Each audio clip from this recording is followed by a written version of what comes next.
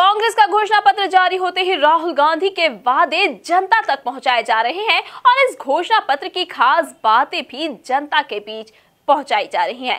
कांग्रेस की मीडिया प्रभारी शोभा ओझा का कहना है कि राहुल गांधी जी ने जो भी वादे और वचन जनता से किए हैं उन्हें 100% पूरा किया जाएगा। देखिए एमपी न्यूज की एक खास रिपोर्ट।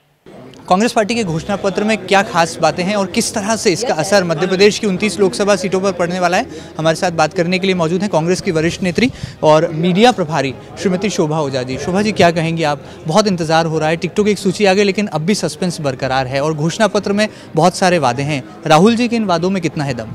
देखिए, राहुल जी के हर एक वादे में दम है, हर एक वादा नहीं वचन है और राहुल जी जो कहते हैं उसको निभाते हैं।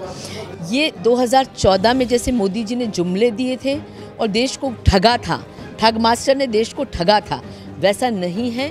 इसमें राहुल जी ने जो जो वचन दिए हैं, चाहे वो हमारी न्याय योजना हो, चाहे किसानों के लिए जो कहा है कि कर माफ़ी नहीं कर मुक्ति की और हमारा ध्यान है, एक अलग से बजट किसानों के लिए होगा, चाहे मनरेगा को 100 दिन से बढ़ा के 150 दिन करने की बात हो, महिलाओं को राजनीतिक आरक्षण के अलावा नौकरी में आरक्षण की बात हो, नवयुवकों को रोजगार के तहत अगर वो अपना काम धंधा शुरू करते हैं तो 3 साल किसी लाइसेंस की ज़रूरत नहीं, कोई सरकारी ऑफिसों के चक्कर लगाने की ज़रूरत नहीं। तमाम बातें जो कही हैं वो पूरी एक एक शब्द उसका पूरा होगा। बीजेपी लेकिन बार बार आरोप लगा रही है, देशद्रोह के मामले में आरोप लगा रही है। वो कह रही है कि राष्ट्रवाद बनाम देशद्रोह का ये चुनाव है। इन आरोपों में कितनी सच्चाई है? क्या वाकई बीजेपी हर उस मुद्दे से मुंह मोड़ना चाहती है जो कि उन्होंने 2014 में कहे थे। बेरोजगारी के मामले में बीजेपी की 35 साल में देश के इतिहास में आज सबसे ज़्यादा बेरोजगारी है।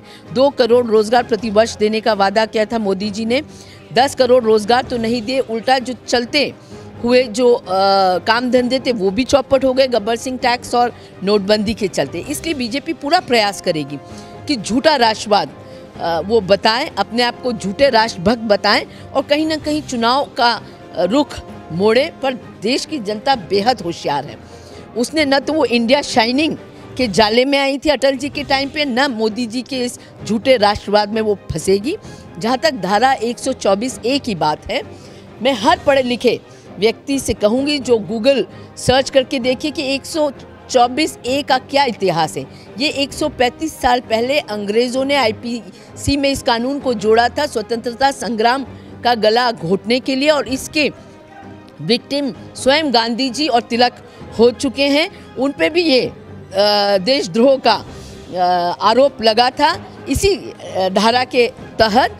और क्योंकि बीजेपी और RSS अंग्रेज़ों की सच्ची अनुयायी रही है और तभी भी इन्होंने अंग्रेज़ों का साथ दिया था, इसलिए इनको दुख हो रहा है। अंग्रेज़ों ने इस धारा का दुरुपयोग किया था, उसके बाद बीजेपी ने पिछले 5 साल में लोगों को के मुंह बंद करने के लिए इसका दुरुपयोग किया। और उनको इस कानून से इसलिए प्रेम है क्योंकि ये कानून कहीं ना कहीं उनकी मदद कर रहा था। हर वो व्यक्ति जो RSS और बीजेपी की विचारधारा का नहीं होता था उस पर ये लाद देते थे, उसको राष्ट्रद्रोही बता देते थे। जबकि राष्ट्रद्रोह के लिए दूसरी धाराएं भी है, 121 है, 122 है हमारे कॉन्स्टिट्यूशन में, और ये धारा का दुरुपयोग बीजेपी ने और अंग्रेज़ों ने किया है।